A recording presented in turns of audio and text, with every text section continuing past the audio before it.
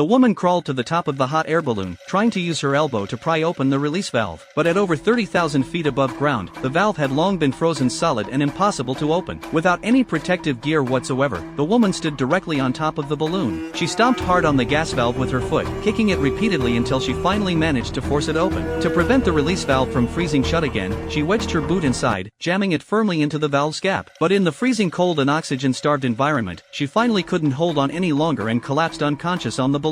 With the valve open, the balloon began slowly descending, its volume gradually shrinking. This caused the unconscious woman to start sliding downward. The sudden sensation of falling jolted her awake instantly. She desperately tried to grab onto something but caught nothing at all. When the woman opened her eyes again, she found herself dangling 30,000 feet in the air. The rope around her waist had saved her life. She remembered her companion in the basket below and began shouting for help. But James had already fallen unconscious from the high-altitude oxygen deprivation. So the woman started swinging her body back and forth until she finally swung close enough to the basket's edge. She climbed into the basket and, before she could even rest, immediately checked on James's condition. No matter how much she called out to him, he showed no response at all. The woman couldn't help but break down in tears. Then a miracle happened. The man slowly began to regain consciousness. As the balloon continued its descent, the temperature gradually began to rise. Seeing the woman's badly injured hands, James pulled out some alcohol to disinfect her wounds. Just then, snowflakes suddenly began falling from the sky. The snowflakes around them seemed frozen in place, which meant their falling speed matched that of the snow. At this rate, they would both be smashed to pieces. The woman quickly closed the release valve and began throwing everything in the basket overboard.